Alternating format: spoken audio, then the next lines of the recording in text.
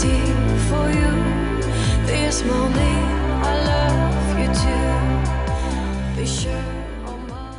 Alors bonjour Aude. Bonjour. On doit te féliciter parce que tu fais partie des lauréats du tremplin rock en scène de cette année, ce qui t'a permis de jouer tout à l'heure sur la scène de l'industrie. Comment ça s'est passé? Qu'est-ce que ça fait de jouer à rock en scène? Je sais que c'est pas la première fois pour toi non plus. Ouais, alors c'est la deuxième fois, mais c'est une vraie première fois.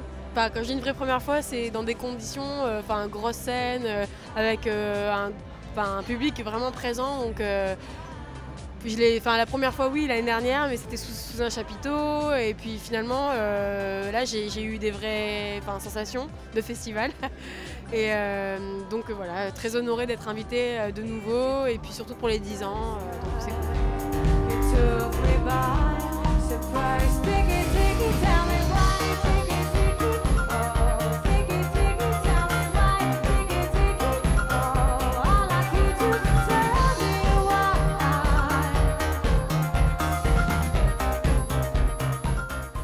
Je viens du sud de la France, donc je suis arrivée il y a 4 ans à Paris. Ouais. Et rock en scène, j'en entendais beaucoup parler, mais j'avais jamais eu l'occasion d'y aller. Donc bon, y aller la première fois et y jouer, c'était vraiment genre oula. C'est plutôt une belle entrée en matière. Ouais, c'était une belle entrée en matière. Alors tu as eu ta révélation pour la musique il y a quelques années, je crois, un petit peu de façon anecdotique grâce au producteur Brian Eno. Oui.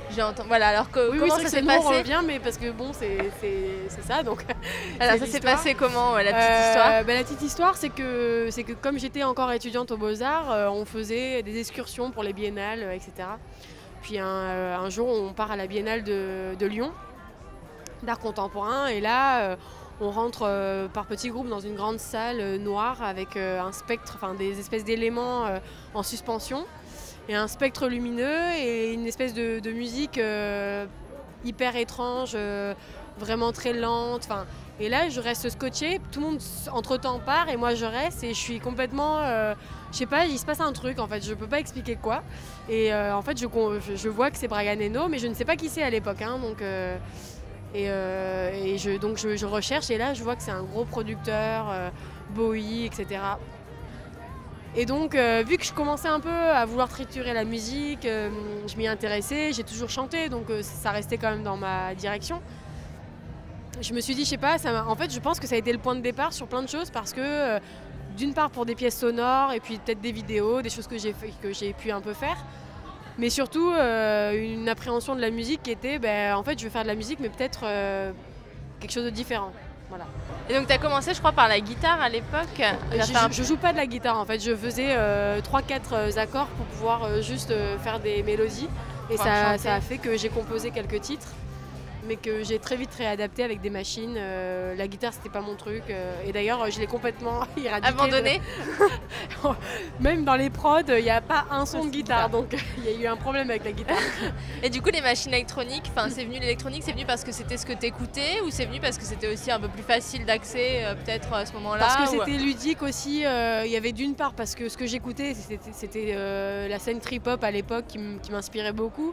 Donc très électro, bien qu'il y avait quand même des éléments organiques sur la scène trip-hop. Mais parce qu'aussi c'était accessible pour moi en tant qu'autodidacte de prendre une machine, de regarder comment ça fonctionne et de me dire intuitivement j'ai envie de faire ce son, ça me plaît, pam. Et puis voilà, petit à petit comprendre pourquoi une rythmique ça sonne comme ça et pas comme ça, comment ça fonctionne en fait.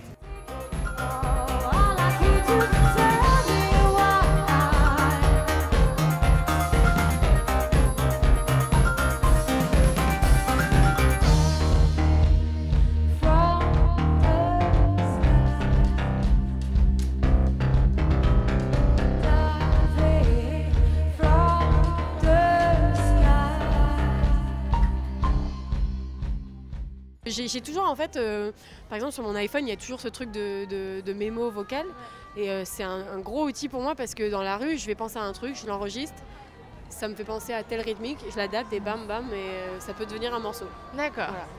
Bon alors ce qui est assez important chez toi aussi c'est ton look, on voit que tu as un look assez travaillé et en tout cas super joli et tout ça et que l'image et le visuel c'est assez important pour toi j'ai l'impression.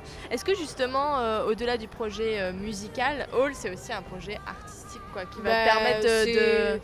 Moi, je suis assez fan de projets comme Grace Jones, etc. Mais honnêtement, si je pouvais créer un univers tel que qu'a pu créer une Grace Jones, c'est un peu mon rêve, quoi. Ou comme un David Bowie. Enfin, c'est un tout. En fait, ces gens-là, je pense qu'ils n'ont pas pensé que musique, ils ont pensé presque concept. Et c'est ce qui fait que, mais même à Michael Jackson, Michael Jackson ne serait pas ce qu'il est. Sa musique, oui, mais c'est aussi son look.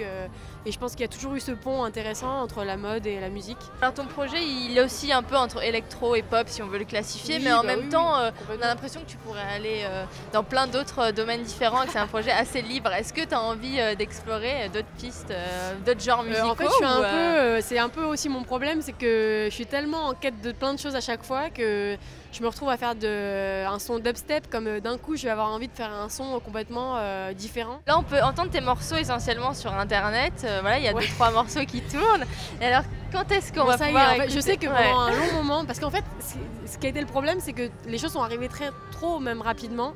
Et c'était embryonnaire. Et puis d'un coup, je me suis retrouvée à être un peu sous le feu des projecteurs, on va dire. D'un coup, j'ai eu cet élan qui était très bénéfique, mais qui en même temps a été dur parce que je voulais donner, mais j'avais pas assez le temps pour donner ce que je voulais.